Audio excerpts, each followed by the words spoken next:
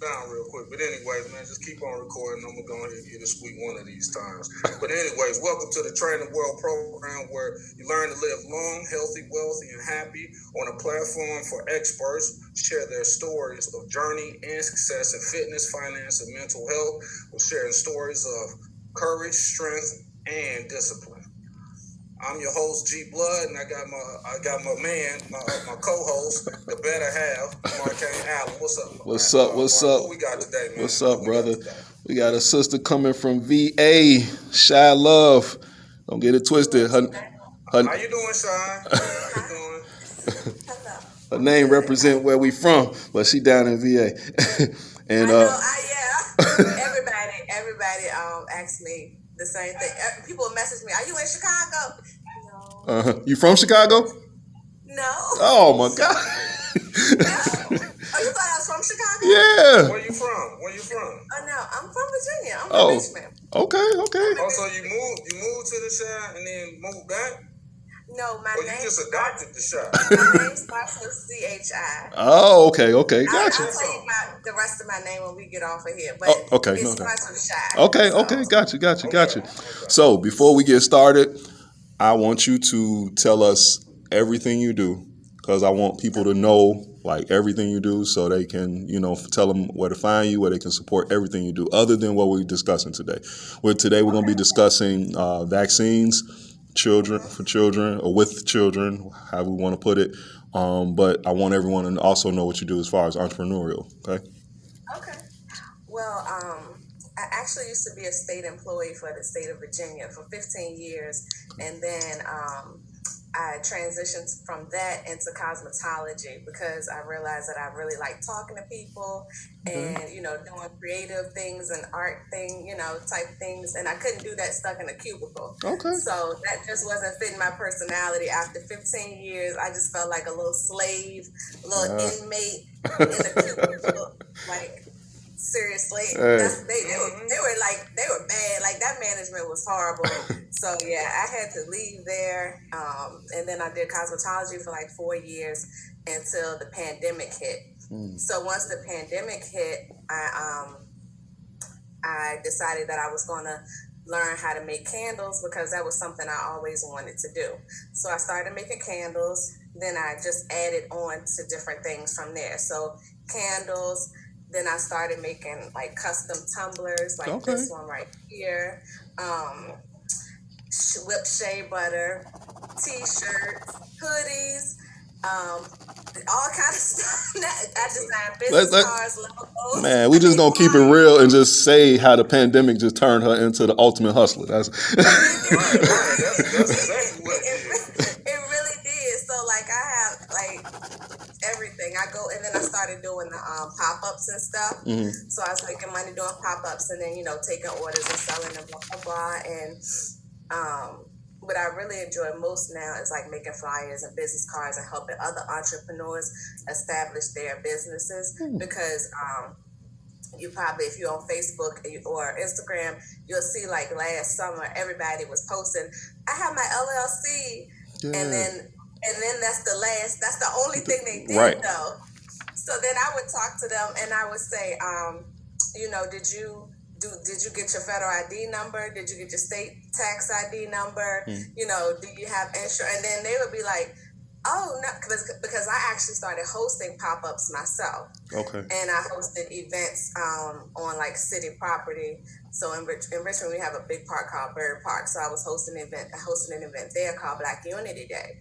And so the city wanted, I had to get a city permit. So they wanted to make sure that the vendors were properly licensed and they needed. So that's how I got into telling other vendors and businesses, okay, you need this number, that number, you need your business license in addition to your LLC. Okay. And they didn't have a clue about any of this. So I got a quick question. Pardon me for cutting you off, but so in Virginia, they wouldn't just let them set up like a table or nothing like that. They had to have like verification of legitimacy. Yeah. Wow. Yeah. Okay. Or I would have to. Well, I had mine, of course, but I would have to have a certain amount. Okay. Skirt around. Yeah. So everybody, wasn't Okay, But okay. I had to make sure that at least like 5 or 6 of us were. So if they came through, Right. check out everything. But luckily they didn't bother us. Right. But that's how I got into helping other people, helping other small businesses establish it, all of their stuff so they could, be on. Yeah, and then but like what brings me on today is that I saw a video on was it Hot 97? I think it was Hot 97. Yeah, it was I don't know who his name was, but it was do you remember his name? Yeah, it was Minister Robert Muhammad, I think. And then Something. the artist Freddie Gibbs, and they were talking to Charlemagne and Envy, and I think Angela Yee was there. Yeah, and they were talking about vaccines, how they affect black children, black babies, and basically, I don't know why this video caught like the attention of everybody because he's not the first person to go on that particular show and say those exact same things. Yeah, But you talking about Wesley Muhammad or Nuri Muhammad or Reason Islam? All of them been on there. Yeah, exactly. I don't know if Reason been on there, but I know I didn't listen to a whole lot of stuff with him talking about the vaccine too. Yeah, and for some reason it was that particular. I don't know if it was the way he articulated himself or what, but people finally I feel like that video got the attention of more people than any of the videos in the past, but that just could be coming from my perspective. Yeah. So, and I was just relieved, to still see people trying to get this information out. And the way he explained it, you could tell it was like new information to him, or the way he felt about it was like even stronger or something. But it seemed like it was new information. So I left a comment because I've been looking into this stuff ever since I was pregnant with, pretty much before I was pregnant, but I definitely started digging into everything when I was pregnant with my first son. So I left a comment under it that said, if you want more information, message me. Ding. And I got a few messages from people, who were interested. And so I would send them links to the information that I had been looking at, all this time. So I would say over 20 years, I've been trying to warn people about vaccines. Wow. Now please tell us what it is. Yeah. Now the beautiful. My bad. Yeah. The beautiful thing about this is that I think that brother got a lot of notoriety because he had a artist with him. Freddie Gibbs is an MC, so he had him with him. And when that industry or that world connects to something righteous, we know it spread like wildfire. So, that's the thing about like artists, they don't realize how much like influence and power they have, because it's like if they connect to something that we know has been happening to our culture, it's like we know that, oh man, they on code with what's going on. So now, that's going to really get to the people like wildfire. And and the other beautiful thing about this is that, we're talking to someone who's a, former employee of the state, who's an entrepreneur. I'm just going to call it ultimate hustler. That's going to be my name from now. But and it just goes to show that, like, our people research. We research things, and we can help each other. You don't have to be, cum laude or master degree or PhD. It's like if you research and find the knowledge, you help your people. So continue on. Oh, no problem. So all right. So I would start. I like to go back in history because we have patterns here in this country of what we how we treat people. We send veterans, we send soldiers to war, then they come home, we don't take care of them. Right. All during the pandemic, none of the nurses were vaccinated. They were our heroes. Now the nurses who don't want the vaccine are our enemies. The public enemy number one. They're the worst of the worst. But you worked all through the pandemic and you were praised and we love you and you're great. Now you're not following our rules. We don't need you no more. You're fired. So we do these, these patterns that we do to people. So I want to go back to the Tuskegee syphilis experiment. Okay. So, and I could go back farther even more, but I think I would start with that because that's one that everybody is pretty, familiar with. So the agency that handled that experiment was the U.S. Public Health Service, and it was started. That particular experiment was started in 1932, and it was 400 black sharecroppers who were denied treatment of syphilis for 40 years, even though they had a cure for it. So from 1932 to 1972, the government denied that they were doing that, even though you know somebody back then was talking, saying that they think this is going on. So today we would call them just a conspiracy theorist. Right. So that's like a dirty word now, like conspiracy theorist. So in 1972, it was finally made public that that's what they were doing for all those years, starting back in 1932. So in 1975, the victims, whoever was still alive, got a $10 million settlement. And then Bill Clinton apologized in 1997. So from 1932 to 1972, the government denied that they were even doing this. So that's 40 years of lies. And then from 1932 to 1997, that was 65 years of pain that was finally acknowledged for real by President Bill Clinton. 65 years. Wow. Okay. Now I think about that. My mom is 66. So for her whole lifespan, wow. These people never got an apology. They never were really acknowledged, anything. Right. So when you don't get an acknowledgement, now it's like, okay, so now we're supposed to have faith. Right. Now all of a sudden you're telling us the truth and you got our best interests at heart. Since when? Hello. Since when? That's why I'm trying to tell people, like, you think that this government really cares? Like, and if anybody should know better, we should know better. No.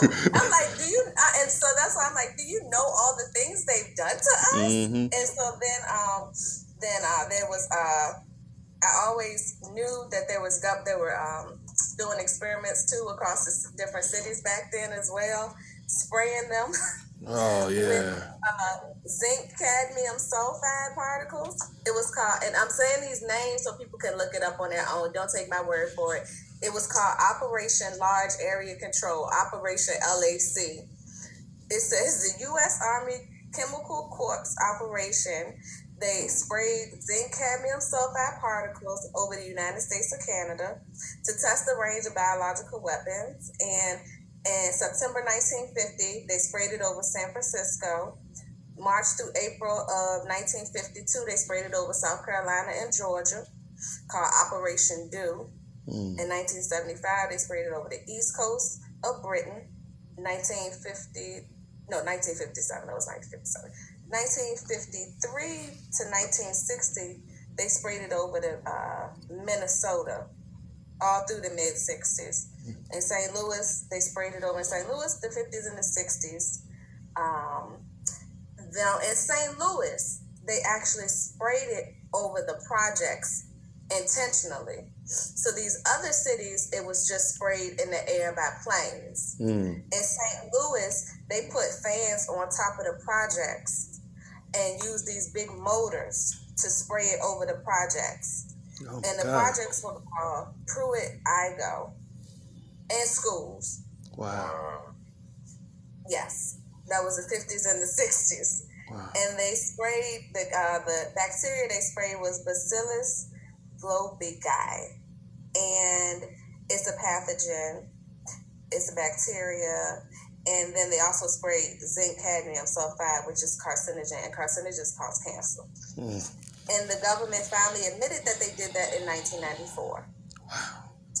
So, from 1950-something to 1994, if you said that I think the government is spraying stuff in the air because I'm getting sick, you were a conspiracy. You would have, by today's standards, again, you would have been called a conspiracy theory. And look at how they played up to make the conspiracy theorist a monster. So anybody who thinks other than what everybody else thinks is crazy, or something's wrong with you, or you anti this or you anti that. And it's like, it was a time where kind of like everybody thought that, man, we shouldn't trust our government. In Vietnam, our own soldiers were bombed by us. It's like just different things that have taught us over time. And, and this wasn't just a black thing. This was like everybody, Everybody. You had, Exactly.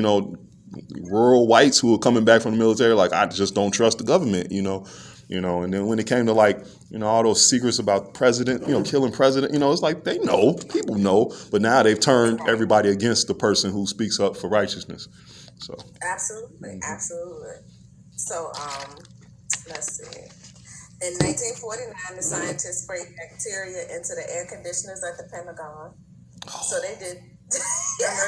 Hold up. Hold up. That's ruthless. Hold up. What year was that again? Because Mom's worked at the. 1949. Okay, Mom's wasn't. Okay, she wasn't working at it. Like the stuff that they did, and this is all public information now, because of course the people that were affected by most of this stuff are probably dead. Right. So that's when they'll finally. That's why they don't admit to stuff until 50 years later. Right. You're probably gone by now, or so sick and old, right. elderly.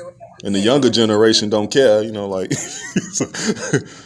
Yeah. Right. You got to do something, to us immediately, and then we'll respond. Right. Let's see. Also in 1950, the U.S. Navy they did who's called Operation Sea Spray, where once again in San Francisco the Navy sprayed the sailors with. Oh, it says been upgraded. They sprayed them with that same bacteria, and then it floated. So they were spraying the sailors on the ships, but then of course the wind blew it into the city. So it said 11 people were hospitalized and one person died 3 weeks later. In 1950. What happened to the sailors? Well, what they did, it wasn't harmful, so there was nothing to report. Wow. Only the citizens in the city, right, were sick. The sailors were fine. Yeah. They sprayed the same bacteria in 1951 in Norfolk on black workers at the Norfolk Navy Supply Center. There was a warehouse of black workers. They wanted to see if the bacteria affected black people the same as white people. Yeah. Now we're getting all right. So they were spraying bacteria. Now in 1954 they upped their game. They started including insects. So in 1954 they had something called Operation Big Itch. They wanted to see if fleas could be loaded into bombs. They loaded fleas into bombs and dropped them on cities over in either Russia or China. I forgot to write which city down. Wow. But it worked. Wow. Fleas could successfully be loaded into bombs and dropped in. Wow. Wow. Yeah. I mean, so nothing is surprising. Yeah, nothing is surprising, but man, oh my goodness. Can you imagine fleas? Like what? Yeah, Yeah, they just be thinking of anything, and they just do it. They just did it, and they admitted to that as well. In 1966, they had something called Project 112. I'm sorry. I didn't mean to interject, but that sounds like a drunk dare or some frat boys. Right. Like they probably was smoking. Right. Let's see if we can drop bugs everywhere. Put something on them, dude. Right. That'll get them out. That'll mess them up. Yeah, don't worry about that. Okay, that's not even. Yeah, there's no real practical. Okay, all right, but go ahead. That's right. And then so all right. So now we're getting more current. So in 1966, they took light bulbs filled with the same type of bacteria that I'm gonna just say BG because I don't know if I'm saying it right. They took light bulbs and filled it with that bacteria and then smashed it into the tracks in New York in the subway system. So they did that in 1966, and then of course, it affected thousands of people because it got on, the people breathed. They didn't know that they were breathing that. It was on them, it was on their clothes. So in 1966 is when they did that in the subway